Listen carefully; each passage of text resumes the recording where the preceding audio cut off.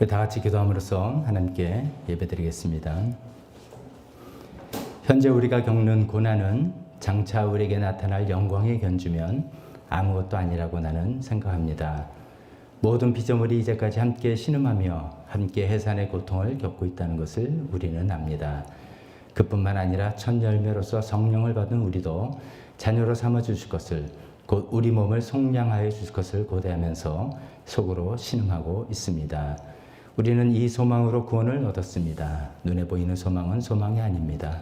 보이는 것을 누가 바라겠습니까? 그러나 우리가 보이지 않는 것을 바라면서 참으면서 기다려야 합니다. 하나님 아버지, 그렇습니다. 하나님께서 우리에게 주신 놀라운 약속을 우리는 바라면서 또 참으면서 기다리겠습니다. 하나님께서 우리에게 잠시 허락한 고난과 어려움과 모든 슬픔과 아픔들, 하나님께서 우리에게 주실 영광의 약속에 비하면 아무것도 아니라고 하시니 그것을 바라고 참으며 기다리는 저희가 되기를 소망합니다. 하나님, 그런 마음 가지고 오늘도 저희 하나님 앞에 나와서 예배하러 모였습니다. 이 한 시간 우리가 드리는 모든 찬양과 기도와 또 주님께 드리는 헌금과 우리 말씀을 경청하며 순종하겠다는 결단의 그 마음과 모든 순간순간 순서를 통해서 하나님의 약속을 바라며 참으며 기다리겠다고 결단하는 이 한 시간 되길 원하고, 그런 저희 예배를 받아주시옵소서. 예수님의 이름으로 기도했습니다. 아멘.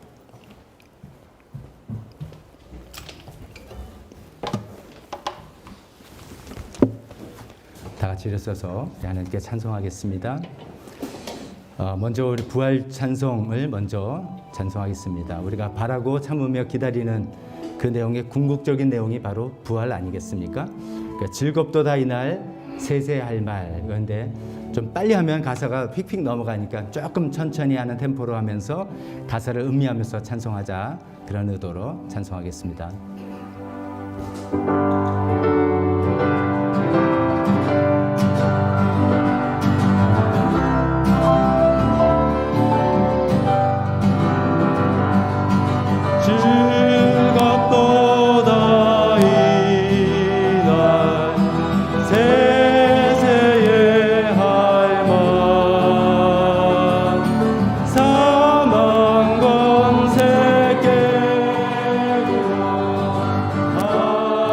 하늘이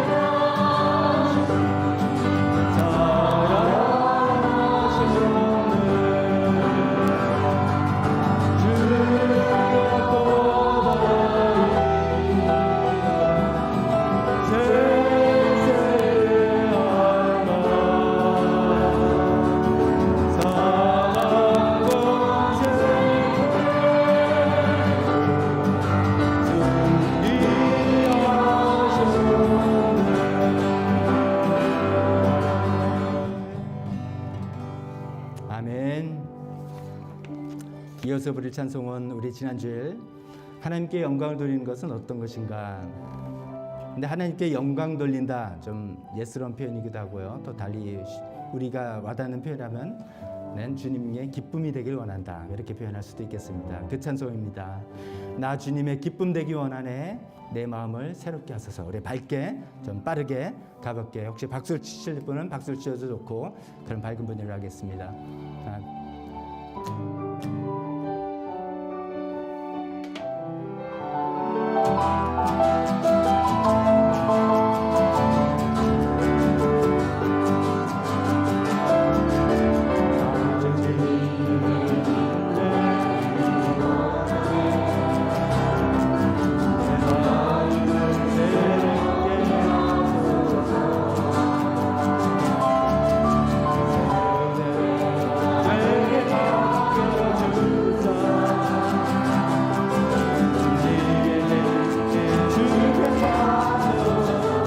다시 한번 박수 한번 칠 텐데요. 내 마음을 새롭게 하소서. 내가 되게 하여 주소서. 주의 입에 내 주게 하소서.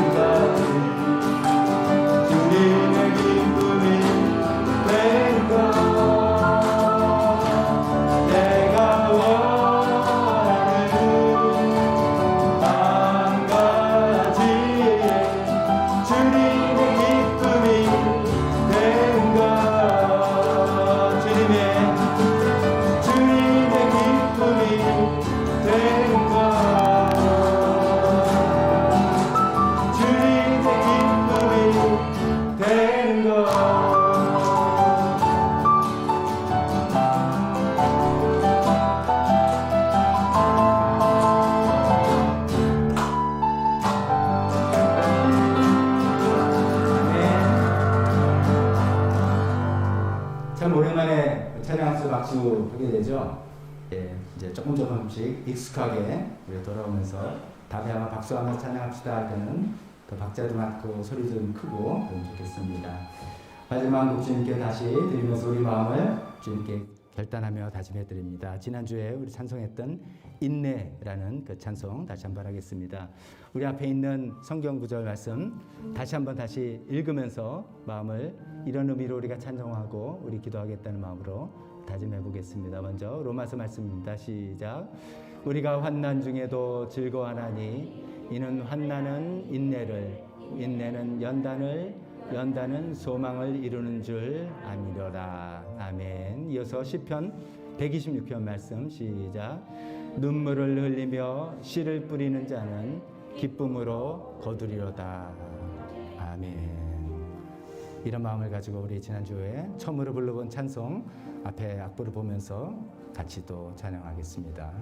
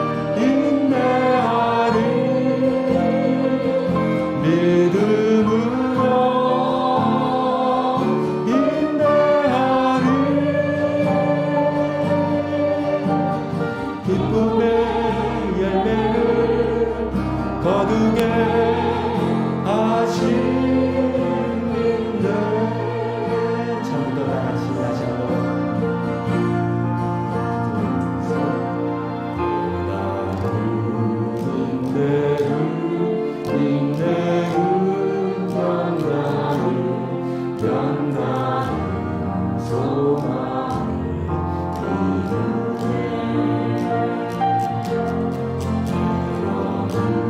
삶 속에 고난의 밤이 와도 소망의 아침 눈물로 시려지 이거의 씨앗이 기쁨의 열매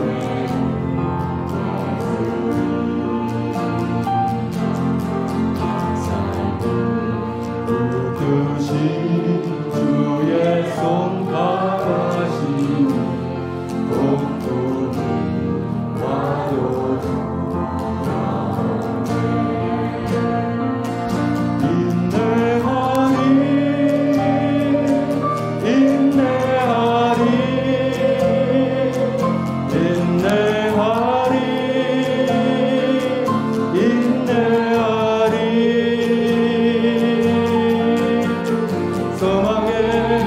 아침은 반드시 거두리니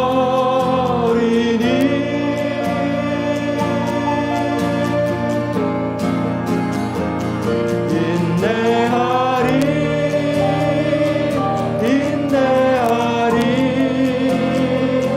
믿음으로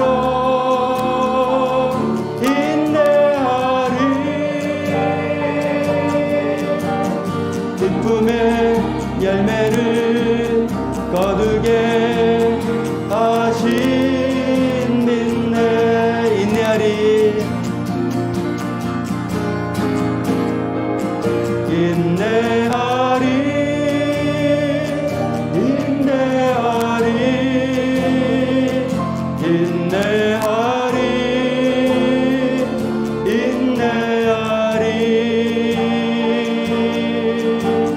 소망의 아침을 반드시 거두리니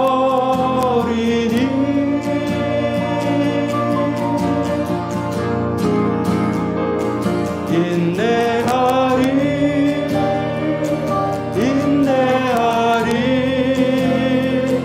믿음으로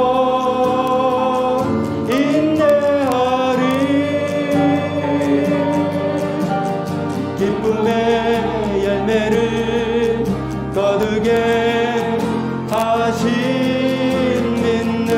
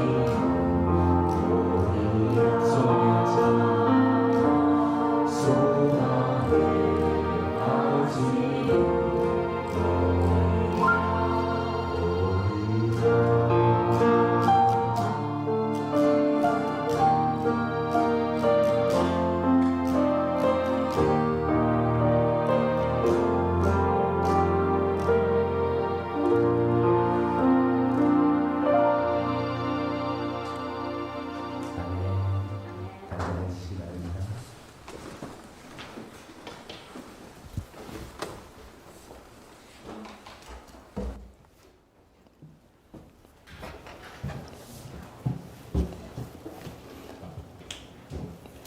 화면 이제 끄시고 올려도 되겠죠?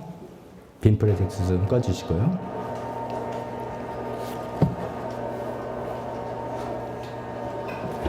감사합니다.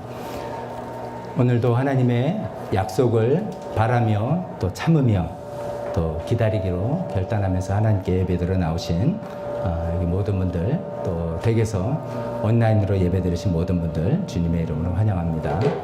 오늘 교회 오늘은 특별히 참 오랜만에 교회 함께 예배 드릴 수 있게 되신 분들 참 있습니다. 우리 김춘혜 어머님도 굉장히 오랜만에 교회에서 이렇게 만나뵙게 반갑고요. 우리 김남희 형제님 부부 또 너무나 반갑습니다.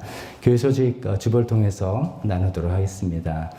여러분들 다들 소식 들으시고 또 마음 아파하시고 함께 기도해 주신 것처럼 우리 오명수 어머님 지난 주중에 소천하시고 또 화장 절차는 일단 밟으신 다음에 추후에 이제 장례 일정은 좀 앞으로 시간을 두면서 결정하려고 합니다.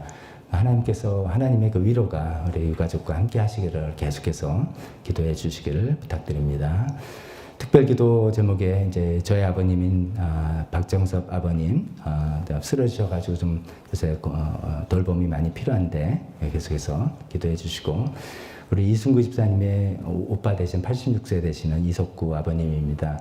집사님 워낙 건강하셔서 오빠가 이렇게 위도가 되는 게 너무 깜짝 놀랄 정도의 소식인데 폐 관련돼서 좀 굉장히 좀 건강이 안 좋으시고 위도가다라는 그런 상태.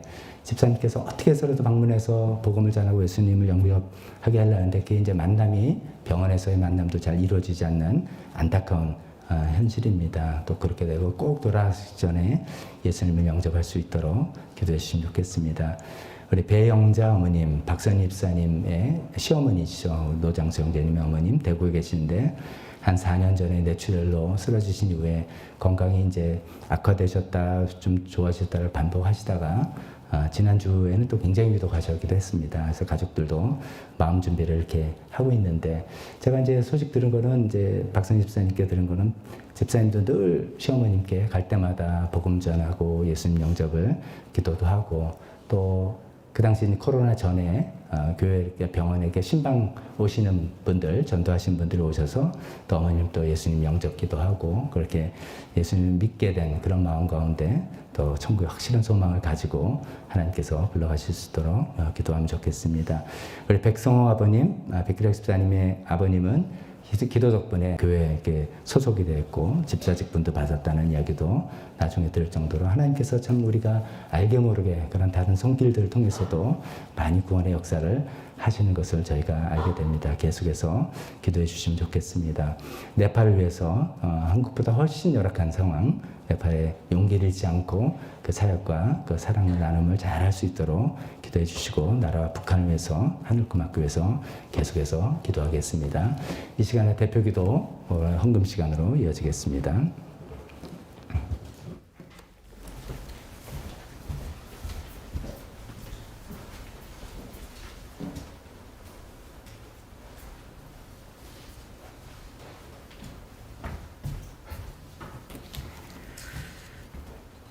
기도드리겠습니다. 지난 한 주간 주님의 은혜와 믿음 가운데서 함께 해주심에 감사합니다. 이 시간 우리의 예배를 받아주시고 주님의 은혜와 사랑이 충만한 시간 되게 하옵시고 깨닫는 삶을 통해 예수님께서 역사하심을 경험하는 시간 되게 하소서. 한치 앞을 모르는 세상 안에서 부딪히며 살아가는 삶 속에서 주님의 시선이 아닌 우리의 주관적인 시선으로 보려 했고 주님의 뜻에 모든 걸 맡긴다고 기도드리면서도 저희의 의지와 생각으로 판단하여 하나님이 원하시는 방향과는 다른 방향으로 향했음을 고백합니다. 오직 주님이라 말하면서도 상황에 따라 말과 행동에 어리석음이 있었음을 용서해 주소서. 세상의 시련이 엄습해 올 때 두려워하거나 나약해지는 우리가 되지 않게 해주시고 더욱 믿는 자의 사명을 다하게 하시어 믿음 안에서 주님과 하나 되게 하옵소서. 또한 주님의 말씀이 소망과 삶의 빛이 되고 생명력 있는 말씀 되게 하여 주소서.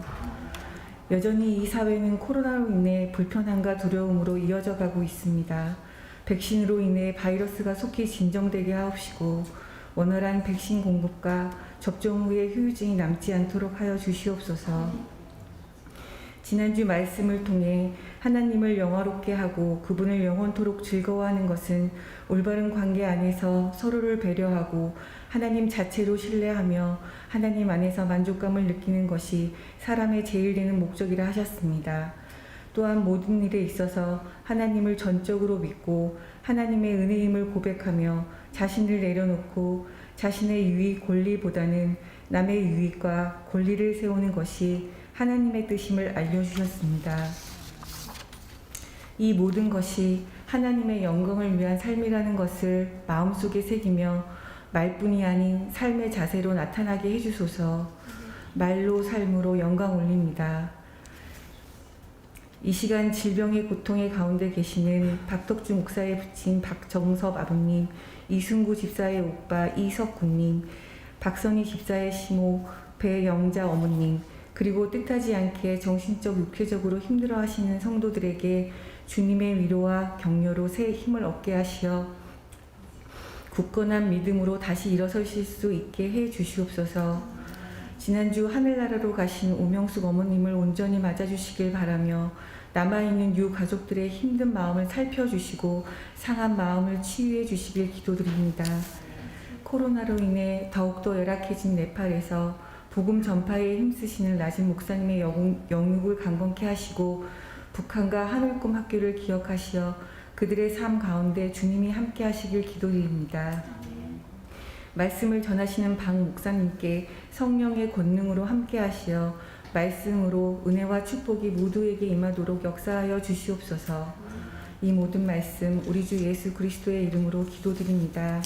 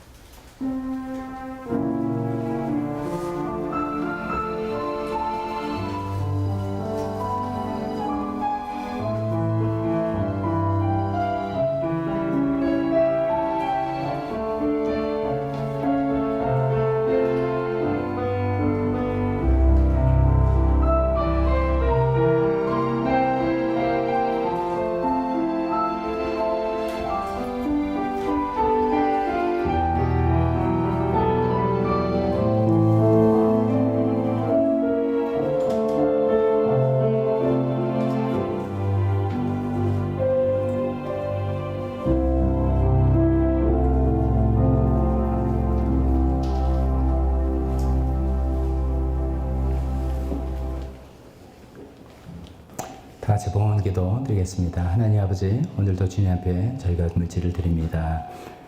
거듭거듭 고백하면서 이 물질을 거듭하듯이 이 물질 안에 우리 마음과 사랑과 정성과 하나님에 대한 신뢰를 함께 담아서 주님 드립니다. 이것을 받아주시고 우리를 하나님의 나라 부르실 그날까지 우리 삶을 인도해 주시기를 간절히 소망하며 예수님의 이름으로 기도했습니다. 아멘. 시간은 설교 전에 오늘 간증이 있습니다. 이제 많은 분들이 말씀에서 구약 1편 잘 마치셨고, 그 중에 뭐 딱히 수료 간증에서 내가 느낀 바 이런 것보다는 그 기간 동안에 삶을 살아나가면서 말씀들이 자연스럽게 어떻게 힘이 되었는지, 어떤 도움이 되었는지 이렇게 소감론을 잘 써주신 분들이 있어서 간증을 좀 부탁드렸습니다. 오늘 이중원 집사님 나오셔서 간증해 주시겠습니다.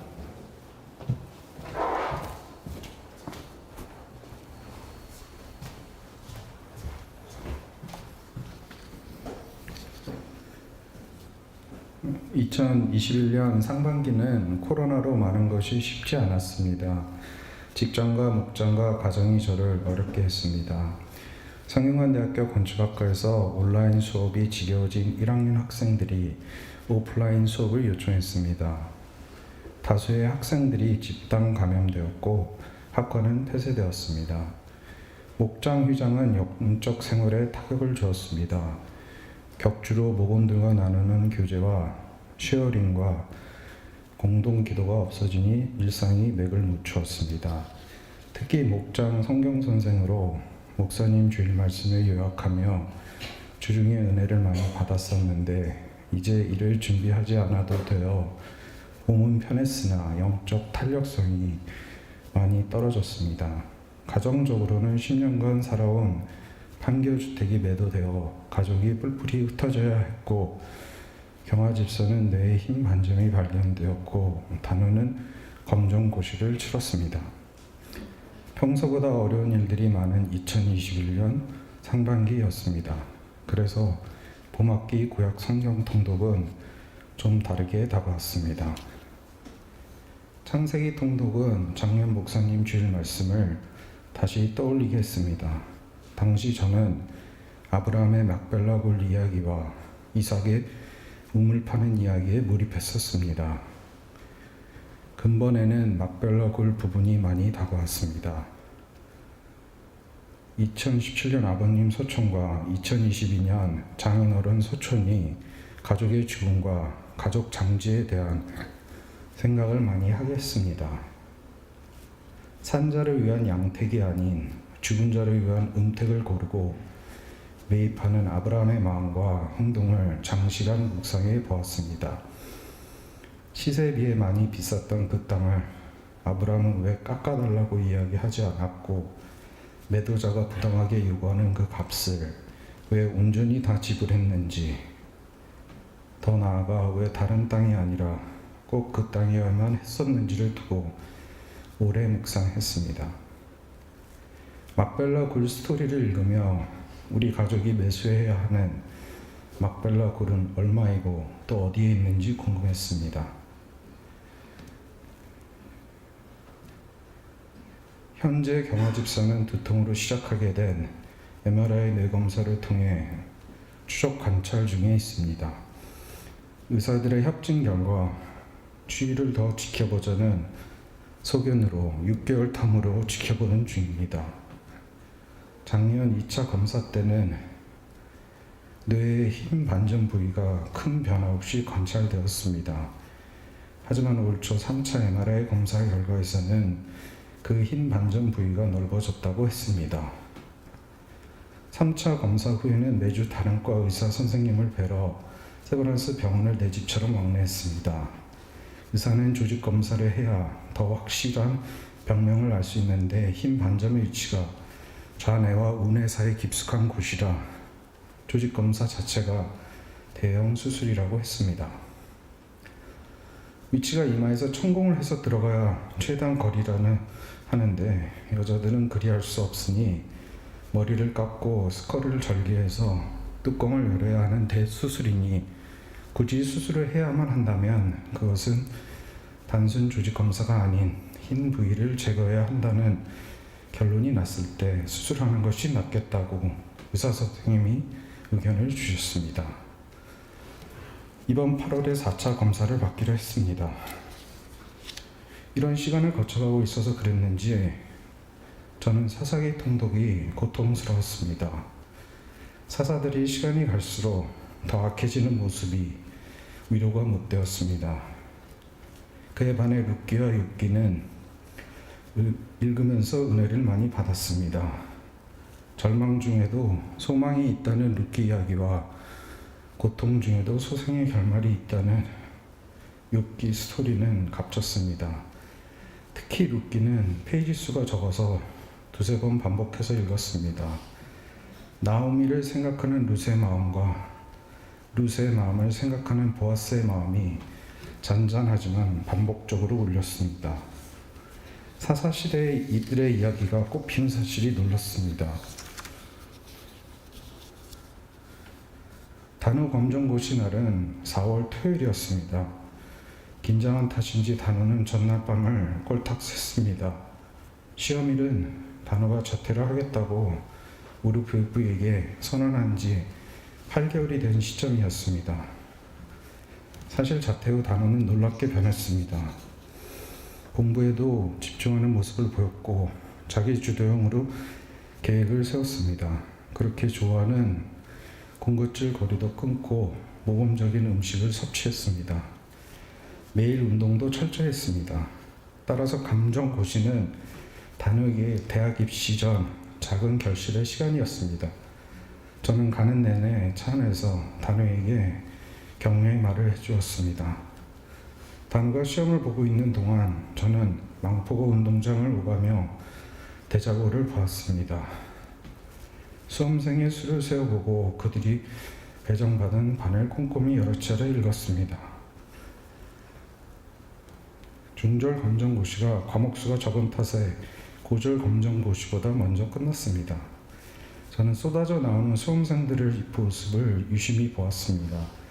아이들은 나이가 많아 보였고 치열한 삶의 현장에서 짬을 내어 공부를 하는 탓인지 얼굴은 철이 들어 있었습니다. 그리고는 1년의 할머니와 할아버지가 나오셨고 그 다음에 휠체어를 타신 지체장애자분들이 나오셨습니다. 한편으로는 교육을 향한 모든 세대 사람들의 갈망을 볼 수 있어서 좋았지만 다른 한편으로는 왜 단호가 또래와 함께 있지 않고 왜 이곳에서 국가고시를 봐야 하는 것일까 하는 불편한 생각이 들었습니다.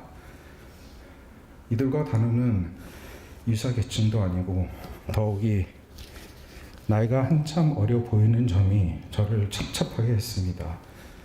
한번 생각이 안 좋은 쪽으로 흐르자 더 안 좋은 생각이 일어났습니다. 저는 입학 사정을 여러 차례 학교에서 해본 적이 있어서 대학교에서 검정고시 출신은 어떤 기준으로 대하고 어떤 차별을 하는지를 잘 알고 있습니다.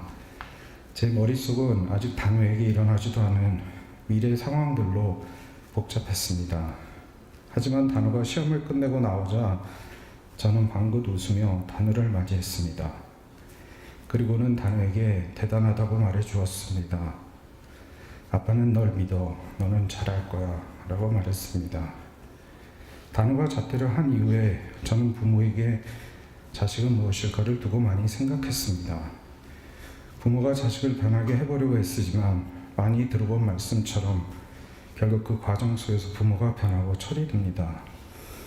이번 통독에서 아브라함과 이삭 혹은 한나와 사무엘보다 다윗과 압살롬의 스토리가 참 아프게 읽혔습니다. 다윗은 왜 압살롬의 누이를 범한 왕자를 그 자리에서 벌하지 않았을까? 또 왜 다윗은 먼 곳에 숨어 있다가 돌아온 압살롬을 돌아온 탕자의 스토리처럼 바로 그 자리에서 안아주며 용서해주지 못했을까? 그러고는 압살롬이 전쟁에서 죽자 다락방에 올라가서 목 놓아 울었을까? 근본 구약 통독에는 승리의 스토리가 유달리 많았습니다. 하지만 그에 못지않게 고통 속에서 비극적 결말을 맺는 이야기도 많았습니다. 2021년 봄학기 구약 통독 1을 통해서 저는 기쁨의 스토리보다는 슬픔의 스토리에서 더 큰 은혜를 받았고 또 승리의 스토리보다는 실패의 스토리에서 더 큰 은혜를 받았습니다. 아마도 코로나로 인한 사회적 침체기 또 가족 문제로 인한 어려움이 이를 부추긴 듯 싶습니다.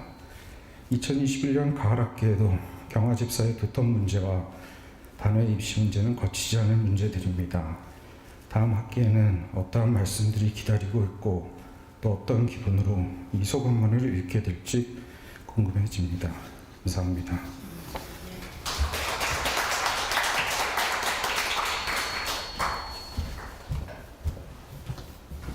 감사합니다. 코로나 시기에 삶을 좀 유난히 좀 힘들고 어려운 커다란 일들을 많이 겪으면서 또 자연스럽게 하나님 말씀이 어떻게 그 자신의 삶에 다가왔는지 우리에게 이야기해 주는 좀 좋은 내용이었고 또 우리가 기도 제목을 자연스럽게 많이 듣게 되었습니다. 그래서 같이 기도해 주셨으면 좋겠습니다. 이중원 집사님 그 간증 발표할 때 좀 보통 이제 감정이 격해서 좀 이렇게 하는데 감정도 감정이었지만 혹시 마스크 쓰고 하는 게 좀 힘드셨 그런 것도 있었어요? 예, 그런 것도 있었죠. 예, 좋습니다. 오늘 설교 시간으로 이어지겠습니다. 다 같이 일어서서 하나님 말씀, 성경 말씀 본문 읽도록 하겠습니다. 고린도전서 11장 1절에서 16절 꽤 긴 본문을 다 읽을 수는 없어서 제가 좀 발췌해서 중간중간만 이 주보에다가 기재했고 댁에서 온라인 예배 보시는 분들은 화면으로 보시면 되겠습니다. 같이 소리내어서 읽겠습니다. 시작. 여러분이 나를 모든 면으로 기억하며 또 내가 여러분에게 전해준 대로 전통을 지키고 있으니 나는 여러분을 칭찬합니다. 그런데 각 남자의 머리는 그리스도요, 여자의 머리는 남자요, 그리스도의 머리는 하나님이신 것을 여러분이 알기를 바랍니다. 남자가 머리에 무엇을 쓰고 기도하거나 예언하는 것은 자기 머리를 부끄럽게 하는 것입니다. 그러나 여자가 머리에 무엇을 쓰지 않은 채로 기도하거나 예언하는 것은 자기 머리를 부끄럽게 하는 것입니다. 그것은 머리를 밀어버린 것과 꼭 마찬가지입니다. 그러나 주님 안에서는 남자 없이 여자가 있지 않고 여자 없이 남자가 있지 않습니다. 여자가 남자에게서 난 것과 마찬가지로 남자도 여자의 몸에서 났습니다. 그리고 모든 것은 다 하나님에게서 났습니다. 여러분은 스스로 판단하여 보십시오. 여자가 머리에 아무것도 쓰지 않은 채로 하나님께 기도하는 것이 마땅한 일이겠습니까? 이 문제를 두고 논쟁을 벌이려고 생각하는 사람이 있을지는 모르나 그런 풍습은 우리에게도 없고 하나님의 교회도 없습니다. 아멘. 잠깐 기도하겠습니다. 하나님 아버지, 고린도 교회에 있었던 풍습과 또 하나님께서 우리에게 늘 지키라고 주시는 전통사에서 우리가 잘 분별해서 우리에게 맞는 것을 잘 찾아 행할 수 있게 도와주시고, 이런 오늘 말씀을 통해서 우리 삶엔 또 어떤 구체적인 적용을 할 수 있는 부분인지 또 가르쳐 주시기를 간절히 원할 때 예수님의 이름으로 기도했습니다. 아멘. 자리에 앉으시기 바랍니다.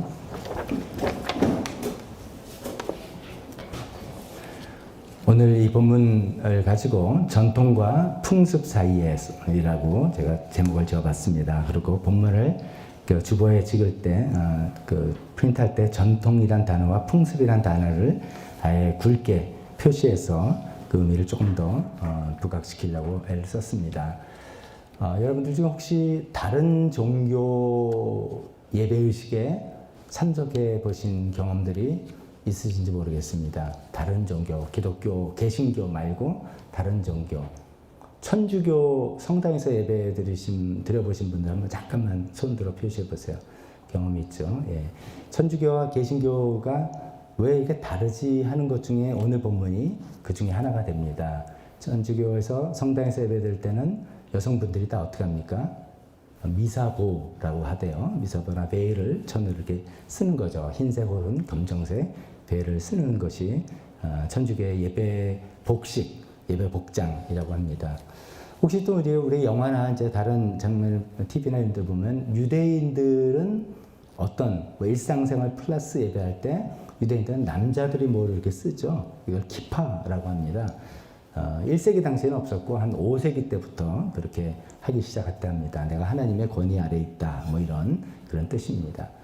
또 중동의 여인들은 뭘 씁니까? 히잡 쓰거나 뭐 차도로 위에서 바리까지 있는 일상복이니까 예배 때도 그것을 입고 예배하는 그런 것이죠.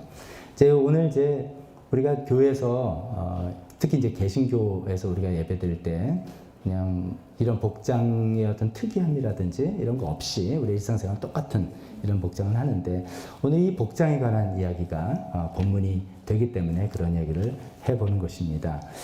이제 다른 뭐 유대교나 이슬람교 이런 것은 우리하고 좀 거리가 머니까 그건 그렇다 치더라도 당장 우리 사회에서 이제 공존하고 있는 개신교와 천주교, 왜 천주교는 여성들이 천을, 베일을, 미사보를 쓰는가, 또 반면에 왜 개신교는 쓰지 않는가, 이런 생각을 차이가 있구나 이렇게 생각하다가 오늘 성경을 읽어보면 제가 꼼꼼히 다 안 읽었지만 그 요지는 사도 바울의 어떤 그 지침, 고린도 교회가 어떤 질문을 했을 때 지침은 남자는 머리에 쓰지 말고 여자는 머리에 써라 이겁니다.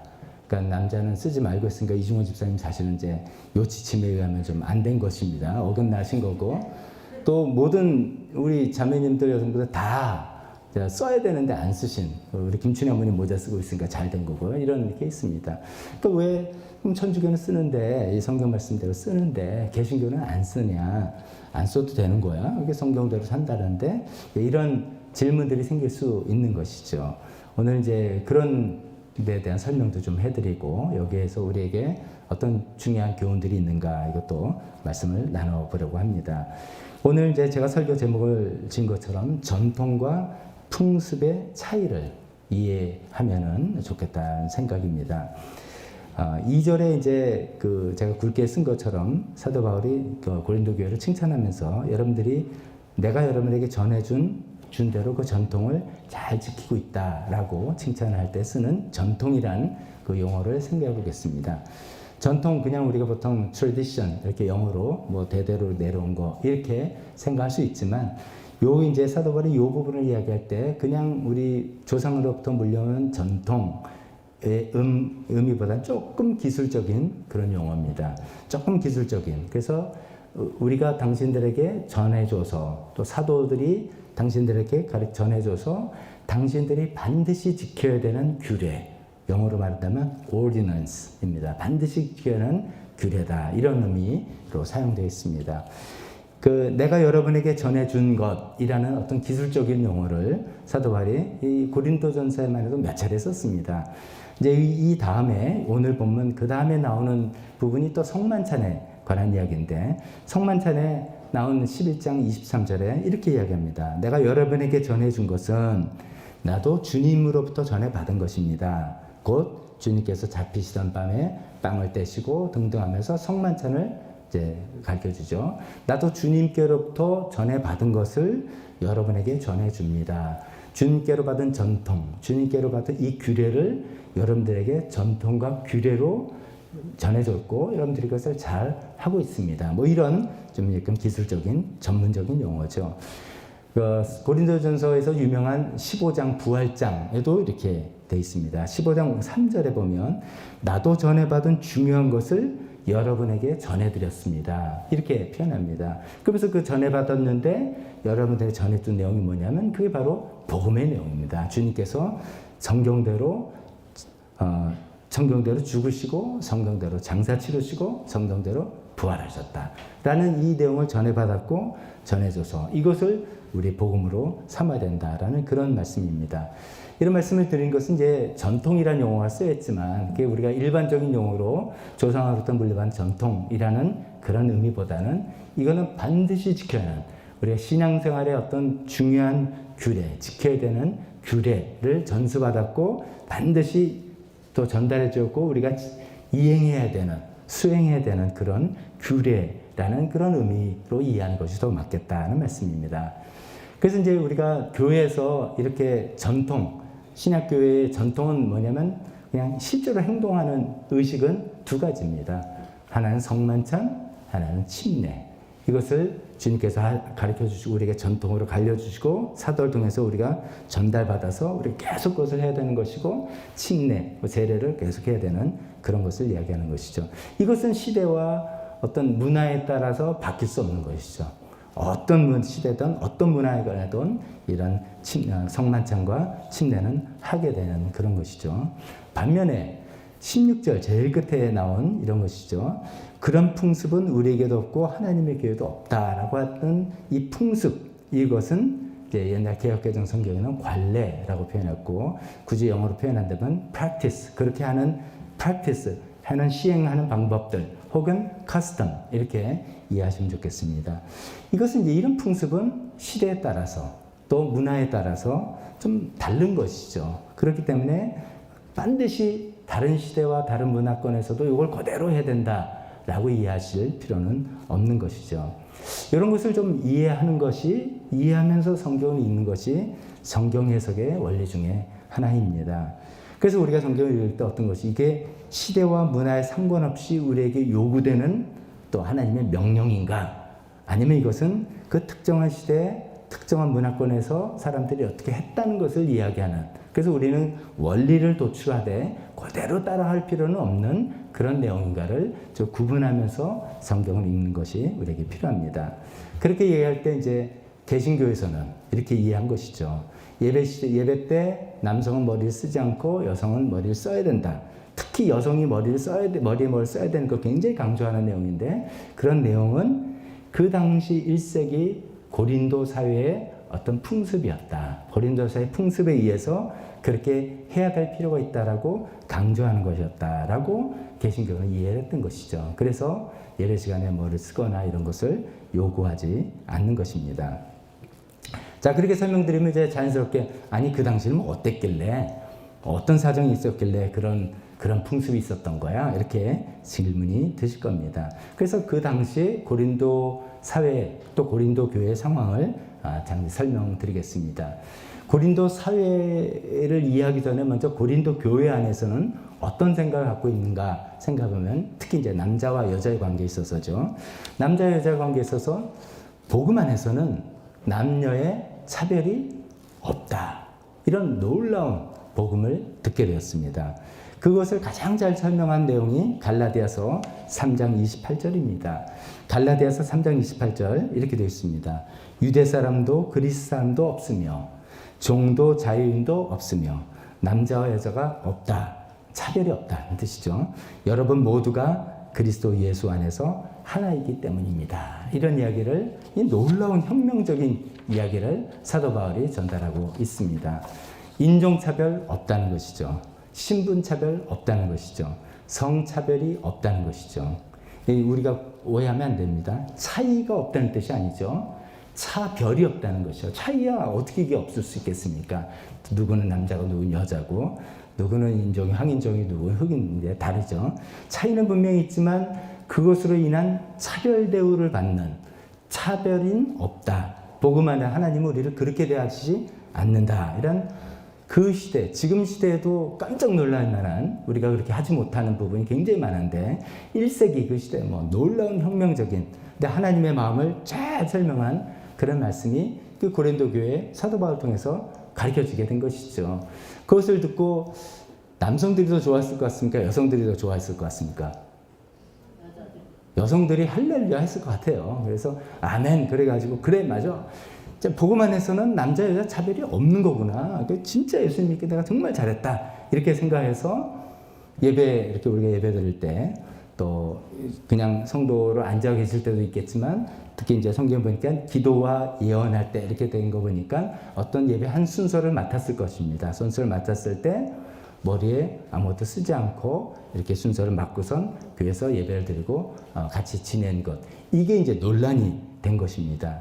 왜 논란이 됐냐면 그런 복음이 펼쳐져서 차별이 없다라고 생각해서 막 그냥 행동을 했지만 그건 교회 안에서는 그랬지만 고린도 교회가 속해 있는 고린도 사회는 어떤 사회냐면 그게 이제 용납이 잘 안 되는 그게 좀 이상한 근본입니다. 당시에 뭐 지금도 많은 일반 사회에서 그렇지만 남자는 좀 머리가 짧고 남자가 짧고 여자는 긴 머리가 일반적이고 이제 좀 정숙한 여인들은 외출할 때 반드시 베일이나 천으로 머리를 가리는 게 그들의 그냥 문화였어요.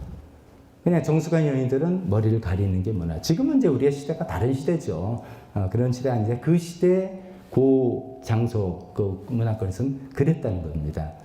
반대로 밖에서 사람들과 이렇게 접촉하면서 여성으로서 머리에 어떤 천이나 베일로 머리를 가리지 않는 여성들은 어떤 여성들이냐면 고린도 도시에 우리가 첫 시간에 쭉 이해할 때 거기에 이제 특징 중에 하나가 그 아프로디테 여신의 신전이 있다 그랬지 않습니까? 그러면 이제 그 신전에서 예배하면서 그들의 옛날 예배 방식은 좀 이렇게 황홀경에 들어가는 이제 그런 겁니다. 그래서 뭐 이제 음악을 반복적인 음악들을 하고 뭐 술도 마시고 뭐 여러 가지 향불 피우면서 황홀경에 들어가서 신과 어떤 접촉을 한다라고 생각하는 그런 독특한 예배 방식과 함께 더 나가면은 그것을 주도하는 여자 사제들과 성적인 관계를 맺으면서 신과의 관계를 또 이렇게 좀 체험해 본다는 뭐 이런 예배 방식들이었어요. 근데 그런 아프로디테 신전, 비너스라고도 하죠. 그 신전의 여성 사제들은 아무것도 안 쓰는 거예요.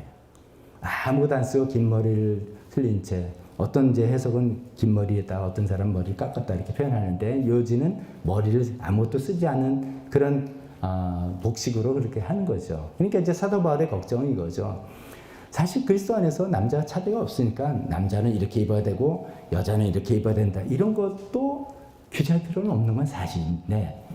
그런데 이제 만약에 그 고린도 교회 안에서 여성들이 기도 순서가 맞고 예언 순서 맞는데 밖에 나가서는 전부 다 여성들, 특히 정숙한 여인들이 전부 다 이렇게 머리에 뭐를 쓰고 있는데 어떤 사람이 딱 와보니까 교회에 왔는데 보니까 여성들이 아무것도 안 쓰고 하면 뭐라고 생각하냐면 이게 뭐 아프로디테 신전이나 여기나 그냥 그게 그거구만. 똑같구만. 게다가 이제 고린도 교회는 초자연적인 그 은사도 많아서 사람들이 방언도 하고 막 이제 좀 요란하기도 했단 말이죠. 그러니까 그거나 그건 여기 똑같은 애네. 이렇게 생각을 하기가 너무 쉽다는 것이죠. 근데 거꾸로 그러면 여자는 머리 박박 깎아라 그랬더니 그러면 그건 또 그 당시에 가늠한 여인들이 받는 형벌 중에 하나가 머리를 깎는 거예요. 그러니까 그렇게 되면 여기는 좀 난잡한 사람들인가 봐. 이런 오해가 다 있는 거죠. 그런 이제 시대상에 있기 때문에 이제 한쪽에 이제 고린도 교회 안에서 어떤 여성 성도들은 이랬을 겁니다. 우리가 그 복음 안에서 하나니까 남자 여자 복장의 구별 이런 거 필요 없는 거 아니냐? 그게 복음의 자유 아니냐? 그래서 나는 벗고 하겠다라고 하는 것들이 이제 고민거리가 된 거죠. 그래서 그걸 질문을 했던 겁니다. 사도 바울한테. 그 질문했더니 바울의 입장이 또 그 하나님의 입장이 맞다. 복음 안에서는 차별이 없지만 우리가 계속 고린도 전서를 최근에 살펴보면서 드는 주제가 그거 아닙니까? 모든 것이 허용이 되겠지만 모든 것이 유익한 게 아니고 모든 것이 허용된다 하더라도 남한테 덕을 세우는 게 아니라면 너의 자유와 권리를 자제하는 것이 아름다운 게 아니냐. 이런 내용이 되는 것입니다. 자, 그래서 이제 제가 이제 뭐 포인트 잘 이해하셨죠? 간단한 건데 굉장히 복잡하게 편지 쓰셨어요. 그 내용도 보면 거기다가 남자, 여자, 남자가 머리가 되고 뭐 여자가 뭐 이렇게 복잡한 내용까지 가서 이제 중요한 주제는 요건데 그 설명을 부연 설명이 복잡했던 것 같습니다. 그럼 다시 한번 여기까지 정리를 한번 해봅니다. 그 당시에 고린도의 풍습에 의하면 남성은 머리에 쓰지 않고 여성은 머리에 쓰는 것이 정상적으로 보이는 거죠. 그게 아무런 오해 소지가 없는 것이죠. 그렇게 쓰지 않을 때는 그 당시의 풍습에 의하면 굉장한 이상한 오해를 많이 갖게 될 테니까 그렇게 하지 말아라 라고 이야기하는 것입니다. 그러니까 그것은 규례나 전통의 차원이 아니라 그 시대 그 문화의 풍습의 차원이다. 그렇기 때문에 오늘날 개신교에서는 쓰지를 않는다 이런 말씀입니다. 반면으로 이렇게 생각할 수 있죠. 그러니까 이제 그렇다면 뭐 상관이 없는 거네. 근데 이제 지금 이 시대라 할지라도 21세기 시대라 할도 중동 지역에 만약 선교사님이 가서 교회를 개척해서 현지인들 교회를 세웠다 한다면 현지인들 여성도들에게 이거 뭐 쓰고 오지 마. 히잡 다 버려. 이렇게 요구를 못하는 거죠. 그 당시에 풍습, 그곳의 풍습이 이런 건데 그것을 괜히 벗는 거를 요구해가지고서 문제를 일으킬 필요가 없는 거죠. 그러면 히잡 쓰고 오고 그렇지만 우리 예수님, 주님을 찬양하자 이렇게 해나갈 수가 있는 그런 내용이 되겠습니다. 자, 오늘 이제 가장 간단하게 제가 설명을 해보려고 애를 썼고요. 그런 내용과 함께 오늘 이 본문에서 두 가지 우리가 또 신앙적 교훈을 생각해 보는 것으로 진행하겠습니다. 첫 번째 교훈은 여러분 한번 본문을 대개서 한번 읽어 보십시오. 제가 가장 간략하게 정확하게 이렇게 설명했는데 이런 생각이 들 겁니다. 뭐 이렇게 복잡하냐? 뭐 이렇게 복잡하게 따지고 설명하고 뭐 하는가? 이런 생각이 잔뜩 듭니다. 결국은 뭐예요? 예배드리러 교회 올 때 옷을 어떻게 입을 거냐 이 이슈잖아요. 결국은 또 옷도 아니고 어떻게 모자 베일을 쓸 거냐 말까 이 이슈를 가지고 막 따지고 오만 걸 따지고 막 이렇게 하는 이유가 뭘까 생각하면 사실 그만큼 이것이 굉장히 현실적인 문제이고 옷을 입고 교회를 와야 되니까 현실적인 문제이자 굉장히 민감한 하나님과의 나의 자세, 하나님께 대한 나의 태도와 연결되어 있는 민감한 이슈이기 때문이라는 것입니다. 그래서 그것을 당장 교회 올 때 옷차림은 어떻게 해야 될까라는 현실적인 문제임에 동시에 옷차림은 나의 마음가짐을 대변하는 거기 때문에 굉장히 민감한 그런 이슈였기 때문에 이렇게 다뤘다 말씀드립니다. 자, 이런 내용을 이제 옷차림에 관련돼서 생각해 봅시다.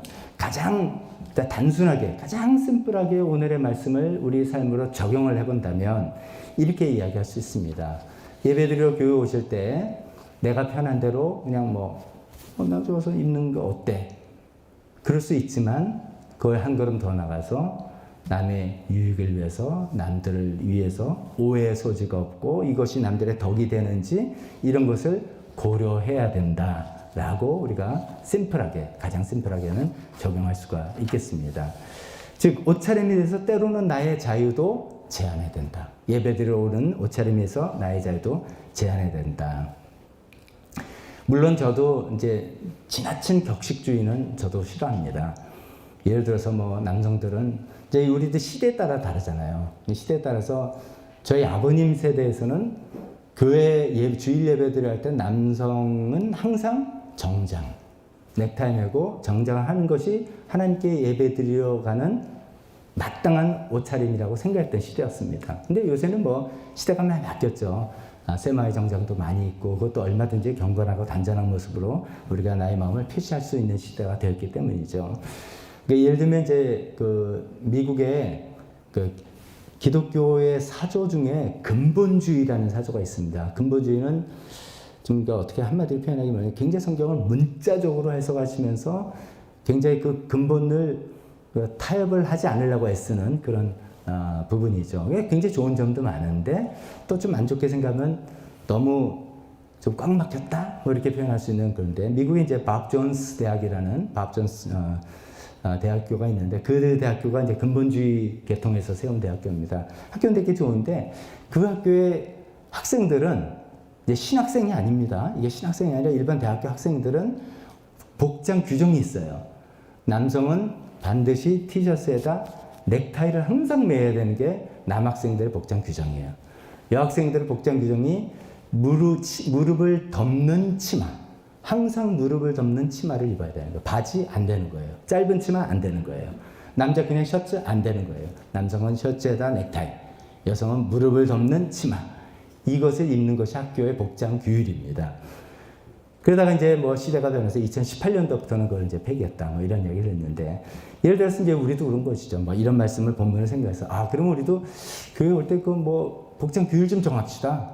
라고 한다면 우리 얼마나 빡빡하겠어요. 이제 그렇게 격식주의를 할 필요는 없는 거죠. 그렇지만 이제 이쪽으로 생각해 보는 거죠. 아니, 이 고린도 시대 사람들은 여성이 머리에 쓰느냐 안 쓰느냐, 옷은 둘째치고 쓰느냐 안 쓰느냐 이걸 가지고 그렇게 심각하고 진지하게 생각해보고 사도 바울을 이게 가벼운, 알아서 하셔. 이게 아니라 굉장히 중요한 어떤 마음의 태도가 있기 때문에 이걸 가지고 길게 복잡하게 막 어려운 내용을 써서 쓸 정도였다면 나도 이 문제를 좀 진지하게 생각해야 된다. 그럼 내가 하나님께 예배로 나올 때, 어떻게 옷을 입고 나오냐? 그냥 입고 하면 되지 뭐. 그래서 뭐 편하게 반바지에 뭐 소매 없는 셔츠를 입고 오거나, 근데 저는 더위를 좀 많이 타서요. 뭐 그걸 시원하게 입고 왔어요. 라든지, 아니면 지나치게 화려한 옷을 입고 온다든지, 아니면 뭐 꼬깃꼬깃 다리지 않은 옷을 입고 와서 제가 만약에 그러면 저희 아내가 싫어하죠. 어디 와이프 망신시키려고 꼬깃꼬깃 다리지 않는 와이셔츠 입느냐 막 그러는데 등등 이제 그런 옷차림 보고 하면서 저번이 예를 들어서 제가 만약에 다리지 않은 셔츠 입고 있으면 사모님이 요새 좀 안 도와주시나? 아니 목사님이랑 사모님이랑 사이가 안 좋은가? 뭐 이렇게 다리지 이게 괜히 뭐 이렇게 구설수가 되고 이런 거잖아요. 그러니까 나만을 위한 옷차림 안 된다 이거죠. 적어도 예배드릴 올 때 나의 자유를 제한해서 덕이 되고 서로 이게 오해가 없는 그런 옷차림이 되어야 되겠다라고 아주 심플하게 먼저 적용을 해봅니다. 거기서 조금 더 생각해보면 이런 겁니다. 계속 제가 말씀드렸지만 옷차림은 나의 마음의 자세를 드러내는 것이죠.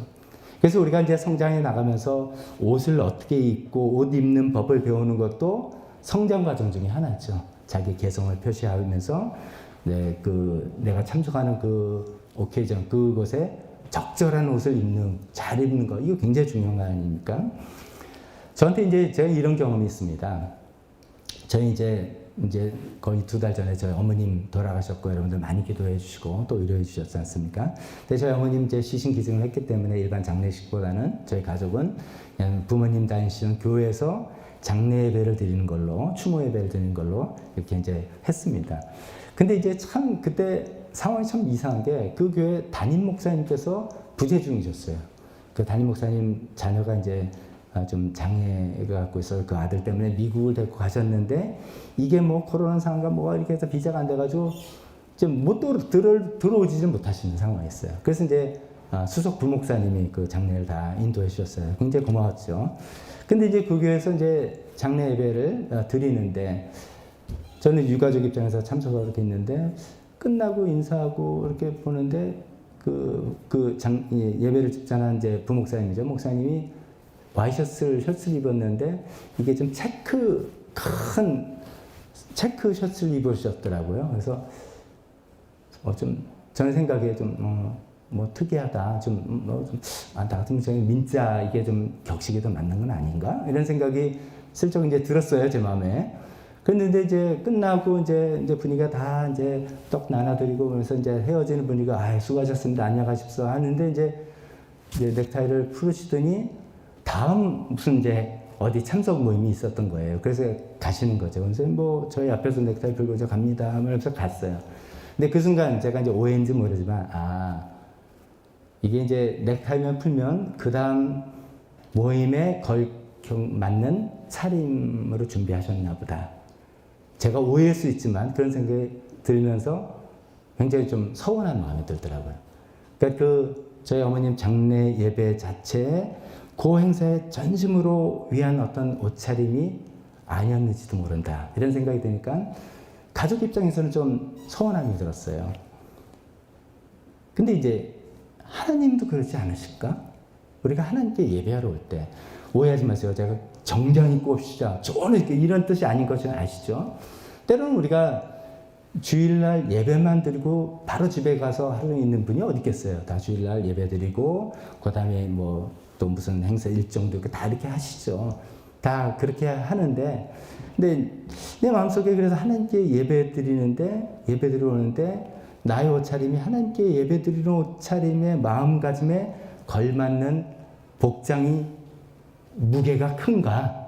아니면 예배 잠깐 드리고 그 다음에 놀러 가야 되니까 편하게 샌들 신고 아니면 옷차림 뭐 운동복 딱 입고 예배 드리고 가는 건가? 뭐 저는 괜찮아요. 저는 뭐 이렇게 볼 때 오늘 또 어디 가시나 괜찮은데 제가 장례 예배 경험을 해보니까 하나님은 좀 다르게 생각하실 수 있죠. 이게 네가 나에 대한 예배의 마음가짐이 그런 거냐. 그렇게 생각하실 수도 있겠다 하는 거죠. 이것을 실제로 어떻게 적용할까는 여러 가지 있겠지만 그렇다고 오늘 갑자기 비싼 옷 입고 오고 뭐 그런 게 전혀 아니겠지만 적어도 내가 하나님께 예배드리러 올 때는 그 마음이 반영되는 옷차림 그런 것들이 굉장히 필요하겠다. 댁에서 온라인 예배 드리는 분들도 이런 걸 더 생각해 보실 필요가 있을지도 모르겠습니다. 온라인 예배 드리면 이제 어쩌면 굉장히 편한 옷차림으로 만약에 예배 드릴 수도 있는데 그럴 수 있죠. 교회에 나오는 것보다 훨씬 그럴 수 있는데 근데 그것이 나의 마음의 표현이다. 옷차림은 나의 마음의 표현이다. 이런 것이죠. 이런 걸 잘 생각해 보시면서 이것이 결국 하나님과 나의 마음의 관계를 계속해서 확인해 보는 것이니까 거기에 좀 걸맞는 우리 옷차림으로서 또 남들을 또 시선을 또 생각하고 배려해 주면서 하나님과 관계에서 좀 그런 나의 옷차림이 되었으면 좋겠습니다. 두 번째 교훈을 우리가 여기서 생각해 볼 것은 이제 이런 것이 이제 메인 주제이긴 했는데 이 본문이 좀 어려운 게 남자가 어쩌고 여자가 어쩌고 이런 복잡한 이야기가 나옵니다. 그래서 사실은 이 오늘 본문이 상당히 남자와 여자의 관계에서 우리를 헷갈리게 하는 부분입니다. 얼핏 보면 상당히 남성 우월주의적인 발언으로 볼 수 있습니다. 3절에 이렇게 해요. 여자의 머리는 남자다. 또 8절에 남자가 여자에게서 난 것이 아니라 여자가 남자에게서 났다. 아담의 갈비뼈로 여성을 지었다는 그 말씀을 이제 염두에 두면서 하신 이야기겠죠. 그 다음 9절에 남자가 여자를 위하여 지음받은 것이 아니라 여자가 남자를 위하여 지음을 받았다. 은혜가 너무 되죠. 그러니까 좀 해봐. 이렇게 될 정도 되는데. 이런 이제 내용들이 이제 좀, 이게 어떤 분들은 그렇지, 아멘. 이렇게 될 수도 있고, 어떤 분들은 이거 좀 뭐지? 이렇게 생각할 수도 있죠. 그래서 이게 잘못 보면은 오늘 이 본문이 이런 설명을 하면서 상당히 남성이 우위다. 남자가 머리다. 여자보다 우월하다. 하나님께서 이게 다 질서가 벌써 순서가 하나님, 그리스도, 남자, 여자 이 순서대로 상명하복이다. 이런 이야기를 하는 것처럼 이 오해를 할 수가 있습니다. 근데 이제 그게 왜 이렇게 썼는지는 제가 너무 복잡하니까 말씀드리지 않겠습니다. 근데 이제 그게 아니라는 것은 11절, 12절에 이런 복잡한 얘기를 하면서 이렇게 사도 바울 자신이 정리하죠. 그러나 주님 안에서는 남자 없이 여자가 없고 여자 없이 남자가 있지 않습니다. 여자가 남자에게서 난 것과 마찬가지로 남자도 여자의 몸에서 납니다. 우리 모든 남성은 다 어머니로부터 나왔잖아요. 그 얘기한 거죠. 그리고 모든 것은 다 하나님에게서 났습니다.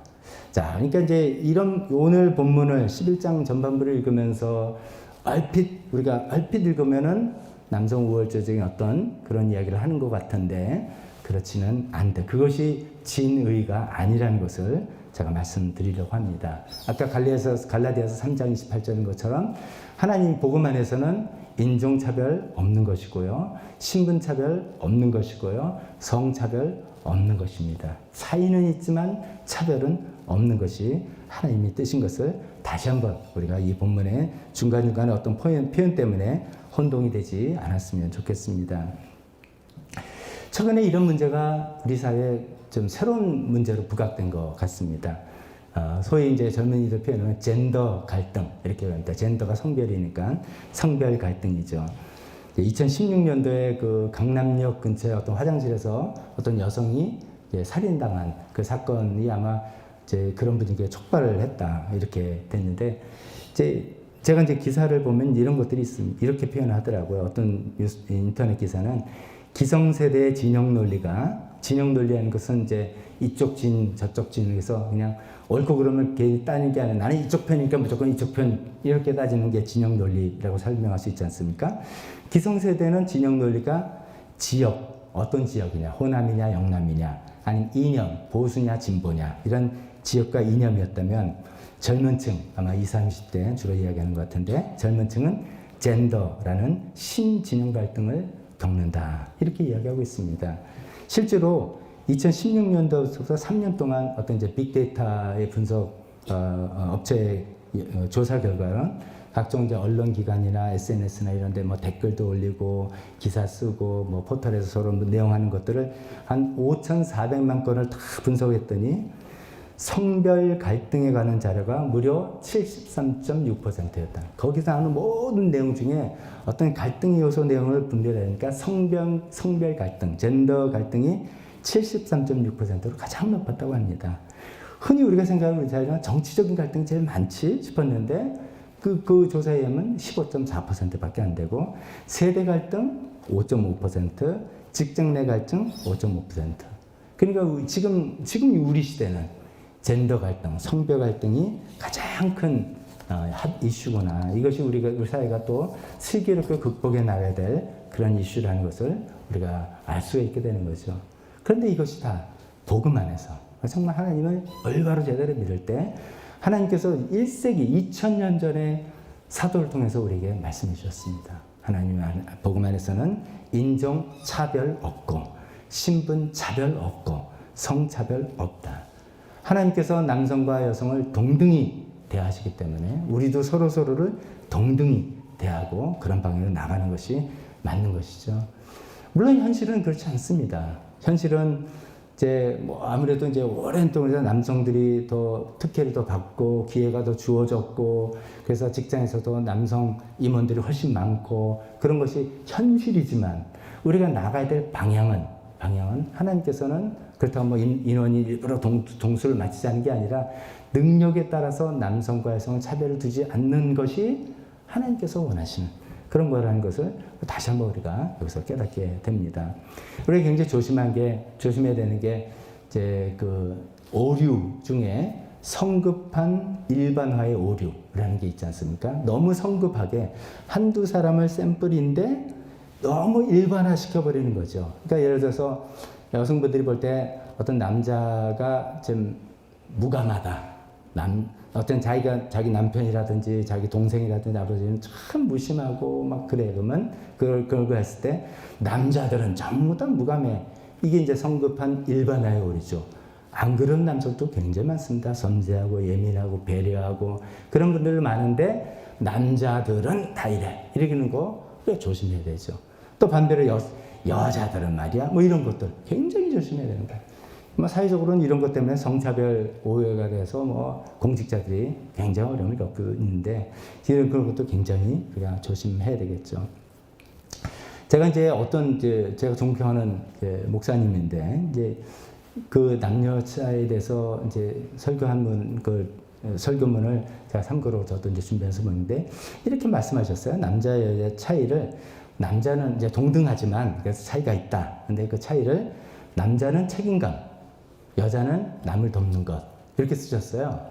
제가 읽고 아닌데 이것도 좀 아니 여성들도 다 책임감을 가져야 되고 또 가져왔고 더 개발해야 되고 남성들도 남을 돕는 거 해야 되고 또 이게 섬김이지 않습니까? 근데 이것도 또 어떤 시대적인 한계인가 이렇게 생각을 해봅니다.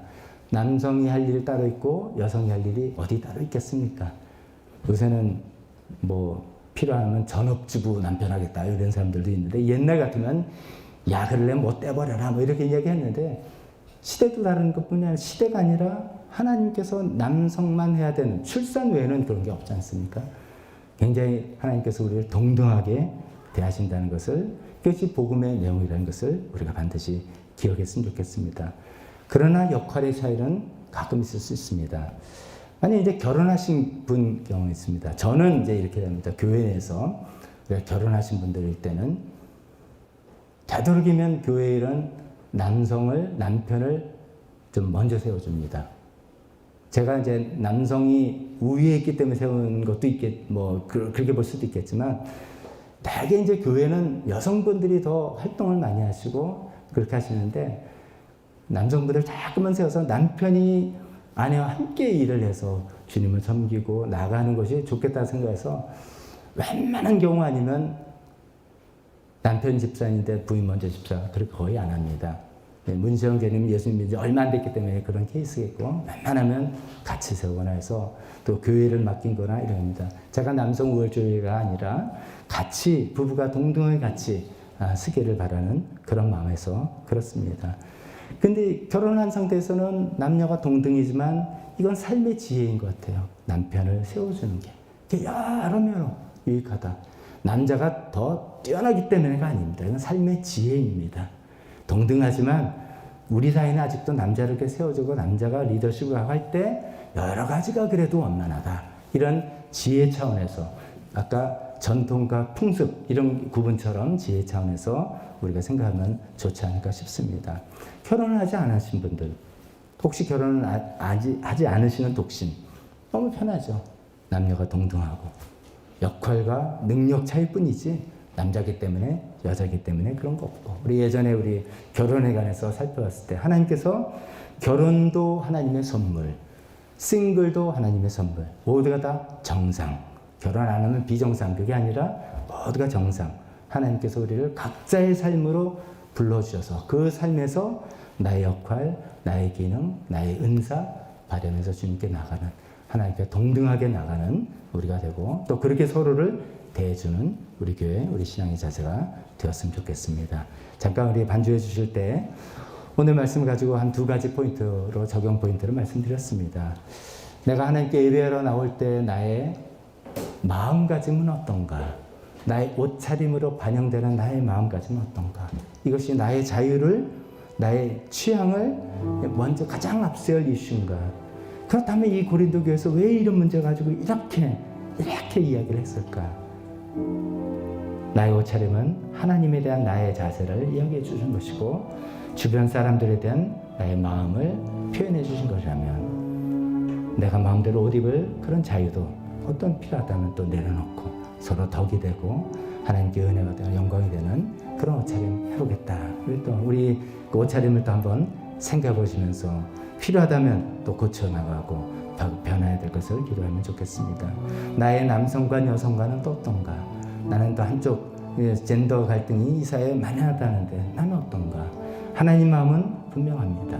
남자와 여자가 동등하다고 하시는 그런 마음대로 나는 서로를 대하고 또 서로에게 기회를 주고 살아가는지 또 자신의 삶을 비춰보시면 좋겠습니다. 기도하겠습니다. 하나님 아버지, 주님 앞에 진지한 삶, 올바른 삶,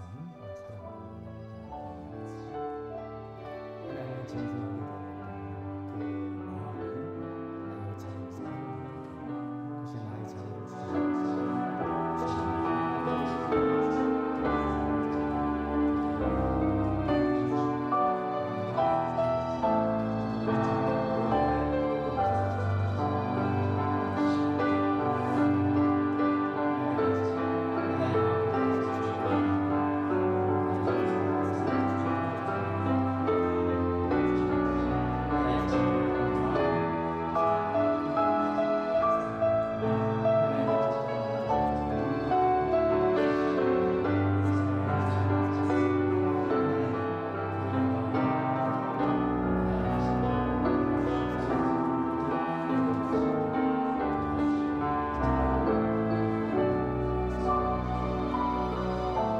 아버지, 사도 바울 시대 고린도 교회에서는 그 예배할 때 그 옷 차림 복장에 관해서 이렇게 정말 심각하게 고민하며 서로 논쟁하며 이야기를 했던 것을 우리가 생각해 봅니다. 그 시대는 그런 어떤 독특한 사정이 있어서 그런 고민하고 그렇게 처리했지만 하나님, 우리는 여기서 그 원리를 적용해 보자고 합니다. 하나님, 우리가 하나님께 예배하러 나올 때 나의 마음 자세는 어떻습니까? 그 나의 마음 자세를 반영하는 나의 옷차림은 어떻습니까? 하나님, 이런 것들 너무 생각하지 않고 나의 편의만 가장 앞세웠다면 하나님, 오늘 말씀을 통해서 그것을 또 좀 내려놓고 나의 마음이 하나님 앞에 나온다는 것을 반영하는 가장 올바른 옷차림, 또 서로서로를 생각하는 옷차림으로 우리가 살아가는 것이 훈련이 되고 연습이 되기를 간절히 원합니다. 하나님 아버지, 또 하나님께서는 남자와 여자를 동등하게 지으시고 동등하게 대우하시는 하나님, 우리의 전통과 우리의 현실은 아직도 그렇지 못합니다. 하지만 우리가 나아가야 될 방향은 그런 것이다 다시 붙들면서 우리 마음속에 한쪽으로 치우친 마음들이 있다면 또 하나님 말씀으로 자꾸만 균형을 잡혀 나가며 주님, 우리 서로 하나님 마음, 하나님께서 원하시는 방향으로 인도해 나가는 이 삶을 이끌어 나가는 저희가 되게 도와주셨길 원합니다. 지금은 우리 주 예수 그리스도의 은혜와 하나님 아버지의 사랑하심과 성령님의 교통하심이 하나님에게 나아가는 그 마음을 우리 옷차림에 담아서 주님께 나아가겠다고 결단하며 하나님께서 원하시는 남성과 여성의 그 위치를 이렇게 하나님 마음대로 하나님 뜻대로 우리 삶에 반영해 살겠다고 결단하는 여기 있는 모든 분들 머리 위에 지금부터 영원토록 함께 있을지어다. 아멘.